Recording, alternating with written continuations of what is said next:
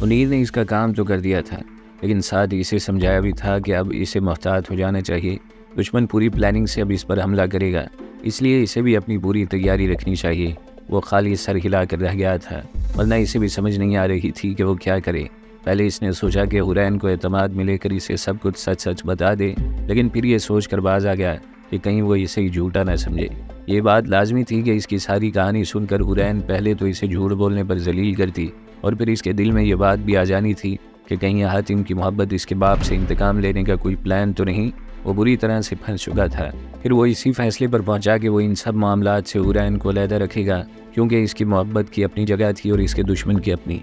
वो मुनीर से मिलकर निकला और अपनी मोटरसाइकिल को घर जाने वाली सड़क पर भगाने लगा।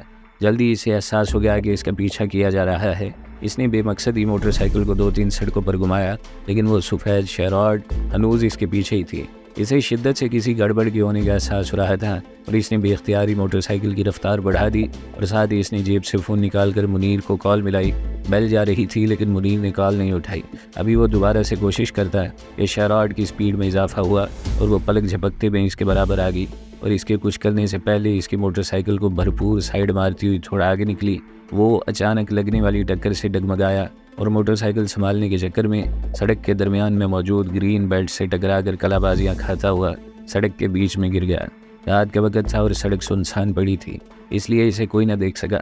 गाड़ी आगे जाकर रुक गई और फिर मोड़ काटते हुए इसी सड़क पर मुखालिफ सिमत से इसकी जानिब बढ़ना शुरू हो गई। इसके पाँव में दर्द की लहरें उठ रही थीं, लेकिन अभी नहीं तो कभी नहीं कि मुश्ताक वो खड़ा हुआ और सड़क अबूर करते हुए साथ ही मौजूद शॉपिंग प्लाजा की अधूरी इमारत में घुस गया, जिसका अभी तक सिर्फ ढांचा ही खड़ा था। अपने पीछे इसे गाड़ी रुकने और दरवाज़ा खुलने की और फिर बंद होने की आवाज़ें आईं। सब पूरी तरह से फैल जाओ, इसे किसी हाल में नहीं जाने देना, किसी ने चीख कर कहा और इसके जिस्म में सर्द लहरें उठना शुरू हो गईं। एक तो वो ज़ख्मी था और दूसरा हर बार किस्मत साथ नहीं देती। शदीद गड़बड़ का जो एहसास इसे हुआ था, अब वो एक देव हैकल रूप में इसके सामने खड़ा था।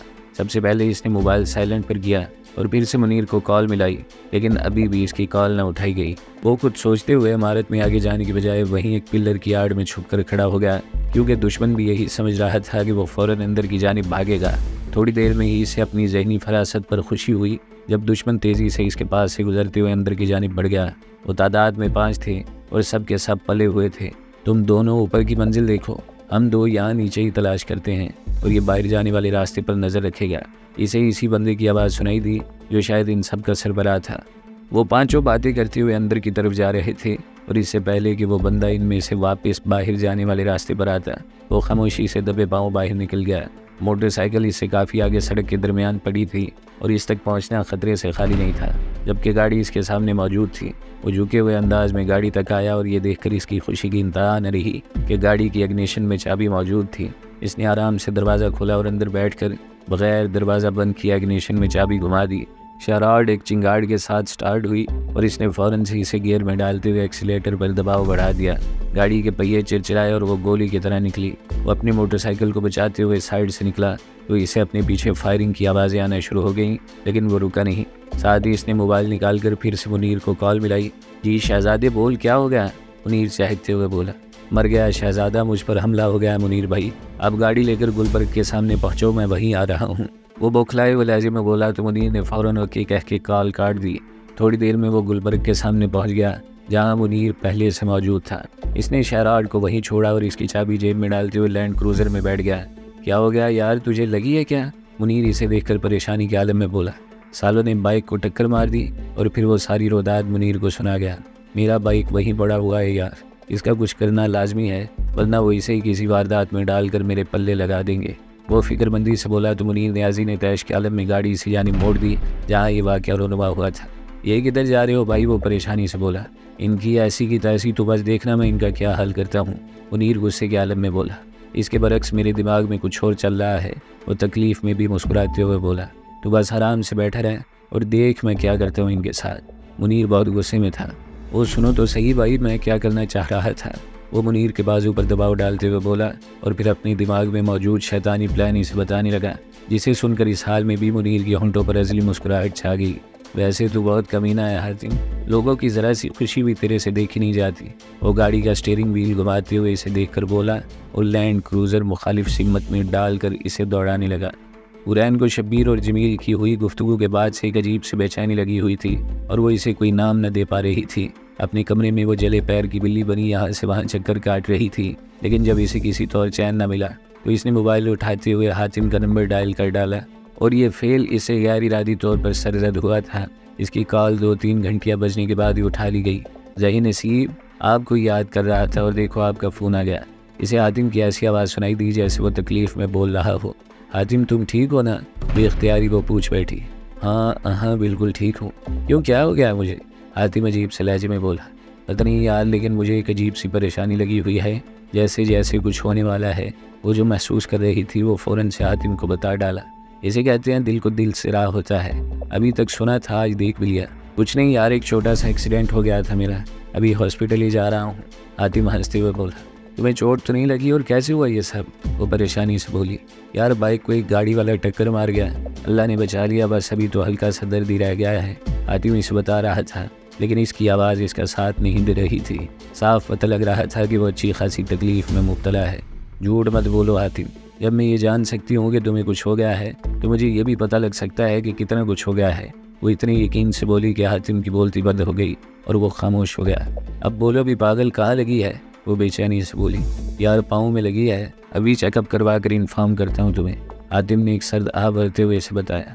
जो भी डॉक्टर बताए तुमने पहली फुर्सत में मुझे बताना है, मैं वेट कर रही हूँ।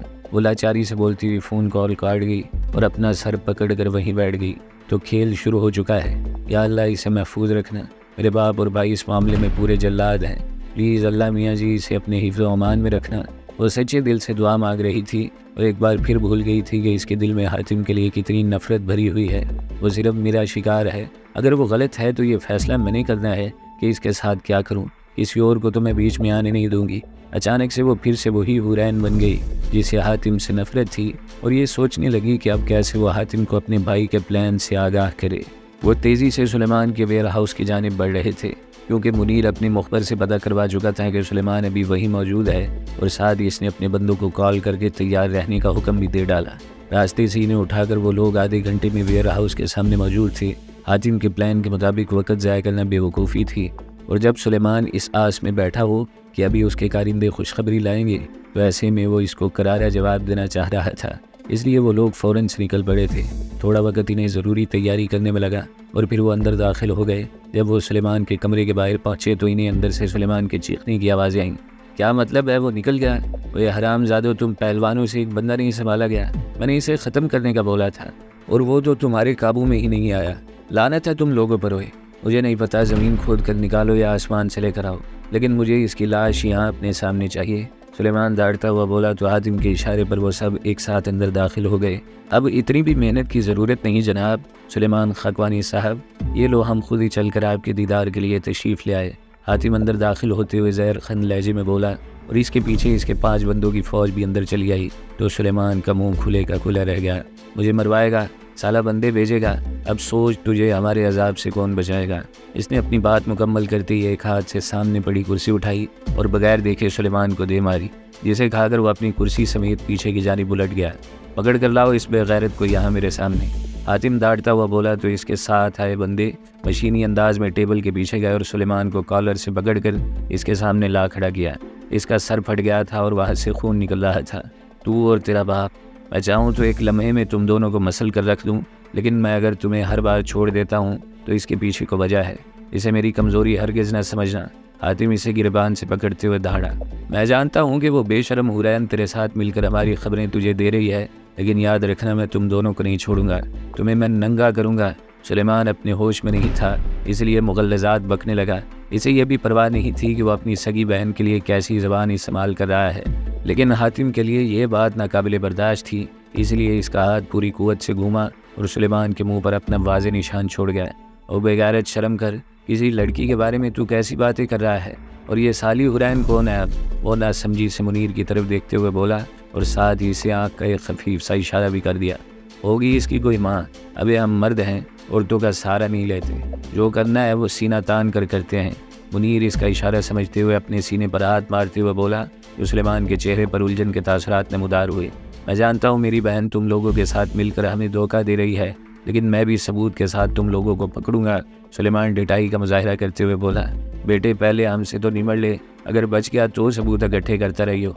मुनीर आगे बढ़ते हुए बोला और साथ ही इस पर जा पड़ा। पहले तो सुलेमान अपने बचाव की कोशिश में लगा रहा, लेकिन एक साथ जब 5 बंदे इस पर पल पड़े तो इसने मुज़ाहमत तर्क कर दी और इनके पैरों में फुटबॉल बन गया। बस करो, इसे जान से नहीं मारना वरना मेरा शुगल ख़त्म हो जाएगा। इसे बस इतना मारो कि ये कुछ दिन मुझे याद करके गालियाँ देता रहे। और कुर्सी पर बैठकर तमाशा देखते हुए बोला तो मुनीर ने अपना हाथ रोक लिया। अये शाबाश, यानी कि तू चाहता है कि ये आइंदा भी तुझ पर हमला करे? मुनीर इसे सवालिया अंदाज में देखकर बोला। बिल्कुल, मैं इसे इतनी चोटें देना चाहता हूँ कि जब भी अपना जिस्म देखे इसे मेरे दिए हुए निशान आसानी से नज़र आ जाए। वह हंसते हुए बोला तो मुनीर फिर से सुलेमान को धोने लगा, जो कि बेहोश होने के करीब था। बस बॉयज़, शो ख़त्म हुआ, चलो अब निकलते हैं। इसने हाथ उठाकर इन्हें रुकने का इशारा किया और वहाँ से बाहर निकल आया। इसके पीछे मुनीर, नियाजी और इसके बंदे भी चले आए। वो जिस फुर्ती से आए थे इसी तेज़ी से वापस अपनी गाड़ी तक पहुँचे और वहाँ से निकलते चले गए। इसने मुस्कुराते हुए जेब से फ़ोन निकाला और हुरैन को कॉल मिलाई। बोलो हातिम, सब खैरियत है ना? प्लीज़ मुझसे झूठ मत बोलना। हुरैन ने पहली बेल पर ही कॉल रिसीव कर ली और परेशानी से बोली, जी हुरो, सब खैरियत है, अल्लाह का करम हुआ कि बचत हो गई, सारी रिपोर्ट्स ठीक आई हैं, बस अब मैं घर जा रहा हूँ। वो ज़ेरे लब मुस्कुराते हुए बोला, चलो ठीक है, आराम करो और मुझे मिस करते रहो। हुरैन एक अदा से बोली तो इसने शब खैर, जो कि अब ख़त्म होने वाली थी, कहते हुए फ़ोन काट दिया और सीट से टेक लगाकर आंखें मौंद ली। अब इसे तकलीफ़ का एहसास ज़्यादा हो रहा था, क्योंकि इस वक्त जिस्म गर्म था तो चोट का पता नहीं चल रहा था। लेकिन जो जो वक्त गुजरता जा रहा था, इसे टांग के साथ साथ पसली में भी तकलीफ़ का एहसास हो रहा था, क्योंकि वो बहुत बुरी तरह से गिरा था। मुझे एवरनेस्टी जाना है, इस हाल में घर नहीं जा सकता मैं। वो बंद आंखों से ही मुनीर को मुखातिब करते हुए बोला तो मुनीर जवाब में खामोश रहा और फिर से हुरैन की हसीन यादों में डूब गया, जिसमें वो इसके सामने बैठी इसे पागल कर रही थी और एक अलोही सी मुस्कुराहट इसके चेहरे पर छा गई। सुबह हुरैन देर से उठी, क्योंकि हातिम की वजह से वो रात भर जागती रही। जब फ्रेश होकर वो नीचे पहुंची तो इसे घर में गैर मामूली खामोशी का एहसास हुआ। मुलाजमा से जब इसने मंसूरा बेगम और जमील साहब का पता किया, तब इस पर इंकशाफ हुआ कि सुबह सुलेमान को शदीद ज़ख्मी हालत में हॉस्पिटल मुंतकिल किया गया है। वो हैरान परेशान सी उठी और अपना मोबाइल निकाल कर इसने मंसूरा बेगम को कॉल मिलाई। मामा, क्या हुआ है? सुलेमान भाई कैसा है और ये सब कैसे हुआ? वो फिक्रमंदी से बोली, बेटा, रात सुलेमान के फ्लैट में डाका पड़ा है और इसकी मुज़ामत पर डाकुओं ने इसे अच्छा खासा तशद्दुद का निशाना बनाया है। मंसूरा बेगम भीगे लहजे में इसे बताने लगी। सुलेमान कैसा है मामा? इसने फिक्रमंदी से पूछा। अल्लाह का शुक्र है अब ख़तरे से बाहर है, लेकिन इसका चेहरा अच्छा खासा ज़ख्मी हुआ है और कमबख्तों ने इसका बाजू भी तोड़ दिया है। मंसूरा बेगम रूहान सी होती हुई बोली। बाबा की तरह इसने फ़ौरन से जमील साहब का पूछा। वो बाहर पुलिस वालों के साथ हैं। मंसूरा बेगम ने इसे इतला फराहम की तो वो खामोशी से फ़ोन काट गई। इसके दिल में बार बार ये शक उभर रहा था कि हो ना हो ये हातिम मंजूर का ही काम हो सकता है। रात वो भी घर से बाहर था और किसी एक्सीडेंट का जिक्र कर रहा था। कहीं ऐसा तो नहीं कि इसकी सुलेमान से झड़प हुई हो और मेरे सामने वो एक्सीडेंट का बहाना कर रहा हो। इसने दिल में सोचा और साथ ही हातिम को कॉल मिला दी, लेकिन बेल जाती रही मगर कॉल न रिसीव की गई। एक बार कोशिश करके इसने इरादा मुअख्खर किया और वहीं मेज़ पर बैठकर अपना नाश्ता करने लगी। घंटा भर गुजरा होगा कि इसे हातिम की कॉल मौसूल हुई। तो मुझे कॉल कर रही थी? सॉरी, वो मैं अभी उठा हूँ तो देखा है फ़ोन। इसके फ़ोन उठाते ही हातिम सफाई देने लगा। इट्स ओके हातिम, ये बताओ कि तुम्हारी तबीयत कैसी है? दर्द कम हुआ कुछ? वो फिक्रमंदी से बोली। हाँ, काफ़ी बेहतर है अब, बस सीने में दर्द निकल आया है। वो आवाज़ से ही बीमार लग रहा था। तो क्या ज़रूरत थी इनसे उलझने की? वो अचानक से सोचे समझे मंसूबे के तहत बोल उठी। यार मैं कहाँ उलझा था? हातिम भी रवानी में बोल गया, लेकिन वो जो सुनना चाह रही थी वो हातिम के मुंह से निकल चुका था। देखकर मोटरसाइकिल चलाया करो, खैर अपना ख्याल रखना और कोई पेन किलर ले लेना। वो इसे हिदायत करते हुए बोली और फ़ोन काट गई। उफ, कैसा बंदा है ये, मेरे भाई को मार मार कर इसने क्या हाल किया है इसका। इसे अचानक से अपना भाई मासूम नज़र आना शुरू हो गया। फिर वो तैयार हुई और हॉस्पिटल के लिए निकल गई। वहाँ पहुंची तो एक अजीब सा मंजर था। सुलेमान की हालत तो ठीक थी, लेकिन इसे मार अच्छी खासी पड़ी थी, फिर भी वो होश में था। सुलेमान भाई, ये सब कैसे हुआ और किसने किया? इसने अपनी तरफ से प्यार से पूछा था, लेकिन वो तो इसे देखते ही आपे से बाहर हो गया। तेरे यार ने किया ये सब कुछ? तूने इसे बताया था ना कि मैं इस पर हमला करने वाला हूँ। तूने इसे बर वक्त इतला देकर एक बार फिर से बचा लिया। तुम दोनों को नहीं छोड़ूंगा मैं। वो अपने आवाज़ों में नहीं था, इसलिए मंसूरा बेगम ने इसे फ़ौरन कमरे से बाहर जाने का बोला। लेकिन कमरे में दाखिल होते जमील साहब ने उसकी ये बेहुदा गुफ्तगू सुन ली थी। इस हाल में भी इस बेगैरत की ज़ुबान नहीं समझ रही है। हुरैन बच्चे, आप घर जाओ, मैं आपसे घर आकर बात करता हूँ। जमील साहब ने इसे घर जाने का बोला तो वो खामोशी से बाहर निकल आई। इसका दिमाग खोल रहा था। और इसके गाल सुरख अंगारा हो गए थे। इतनी तजलील तो इसकी कभी नहीं हुई थी जितनी आज इसका सगा भाई कर गया था। बहुत अच्छा हुआ तेरे साथ, वेल डन हातिम। अच्छा किया जो इसे इसकी औकात याद दिला दी। ये है ही इस काबिल कि इसको बार बार मार पड़े। वो गुस्से में बिड़बिड़ाते हुए अपनी गाड़ी तक आई और इसमें बैठकर फिर से हातिम को कॉल मिलाई। लगता है आज तुम्हें मेरी कुछ ज़्यादा ही याद आ रही है। हातिम हंसते हुए बोला, तू एक सर्द आ भर कर रह गई। मेरा बड़ा भाई हॉस्पिटल में एडमिट है, वो सपाट से लहजे में बोली। ना करो हुरो, क्या हुआ इनको? अब वो ठीक हैं क्या? हातिम दुखी लहजा बनाते हुए बोला, हाँ वो ठीक है। वैसे कितनी हैरत की बात है ना, मेरे दो जानने वाले और दोनों एक ही रात में ज़ख्मी हो गए। लगता है दोनों का आपस में कोई ताल्लुक है और किसी बात पर भिड़ गए हैं वो दोनों। हुमायूं खेज़ लहजे में बोली तो हातिम खामोश हो गया। मैंने ठीक कहा ना हातिम? इसने अपनी बात की तस्दीक चाहिए। हाँ ठीक कहा, दोनों में ताल्लुक तो है, एक साला और दूसरा बहनोई है। लगता है कोई हम दोनों का ही दुश्मन बना हुआ है। पहले मुझे टक्कर मारी और फिर जाकर तुम्हारे भाई को मारा पीटा। हातिम रवानी में बोल गया। तुम्हें कैसे पता चला कि इसे मारा पीटा गया है? मैंने तो सिर्फ यही कहा था कि वो हॉस्पिटल में ज़ख्मी है। वो एक मोड़ काटते हुए चुपते लहजे में बोली। तुमने भी खुद कहा है कि दोनों एक ही रात में ज़ख्मी हो गए, तो मैंने सोचा शायद फिर किसी से मार खा कर आया होगा। हातिम डगमगाते हुए लहजे में बोला। अच्छा खैर छोड़ो, हम भी क्या लेकर बैठ गए। तुम अपना ख्याल रखना, मैं घर पहुँच दोबारा कॉल करूँगी। वो इसे तंबीह करते हुए कॉल काट गई तो एक पुरस्कार सी मुस्कुराहट इसके चेहरे पर छा गई। हातिम साहब, तुम जितने भी होशियार बनो, लेकिन मेरे सामने तुम्हारी सारी होशियारी दरी की दरी रह जाती है। वो मुस्कुराते हुए बोली और गाड़ी की रफ्तार में इजाफा करती चली गई।